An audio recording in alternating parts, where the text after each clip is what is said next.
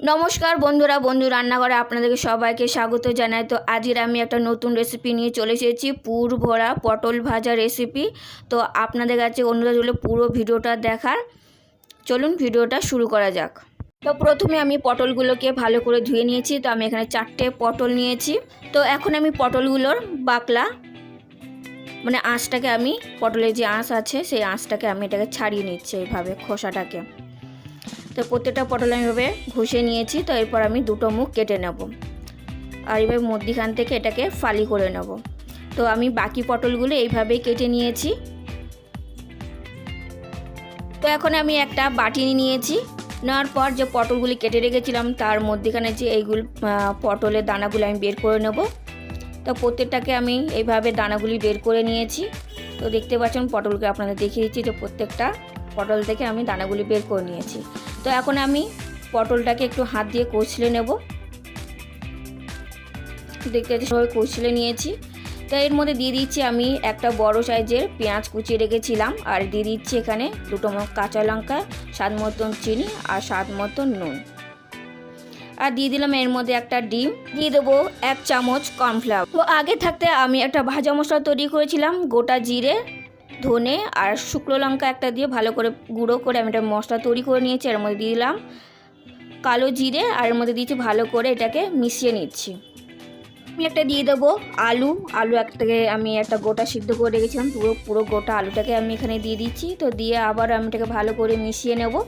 মশলাটা দেওয়ার সময় বন্ধুরা বিশ্বাস করবেন এত সুন্দর গন্ধ বেরোচ্ছিল। তো আমার ভালো করে এবারে তো আমার পুরো ব্যাটার তৈরি হয়ে গেছে।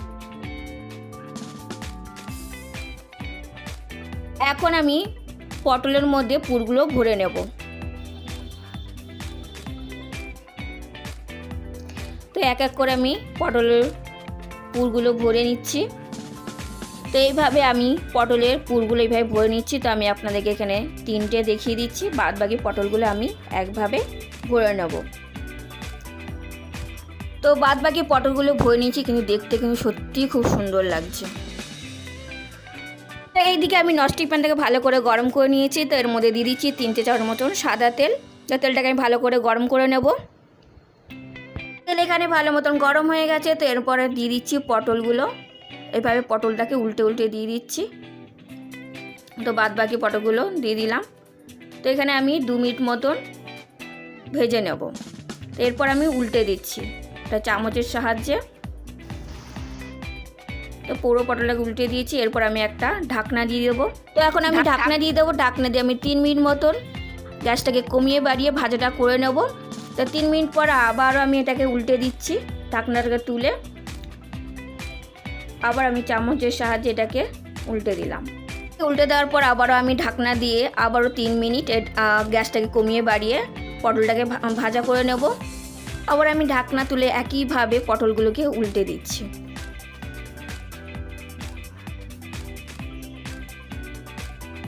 তো দেখতে পাচ্ছেন আমার পটল ভাজা, পুর ভরা পটল ভাজা তৈরি হয়ে গেছে। এরপর আমি পরিবেশন করব। পুর ভরা পটল ভাজা রেসিপি আপনাদের কেমন লেগেছে অবশ্যই কমেন্ট বক্সে জানাতে ভুলবেন না। এটা গরম গরম ভাতের সাথে পরিবেশন করুন, ডালের সাথে দারুণ লাগে খেতে। আর অবশ্যই আপনারা বাড়িতে ট্রাই করবেন, ট্রাই করে আমাকে জানাবেন যে এই রেসিপিটা আপনাদের কেমন লেগেছে। ভিডিও যদি ভালো লেগে থাকে তো লাইক, শেয়ার, সাবস্ক্রাইব করে দেন।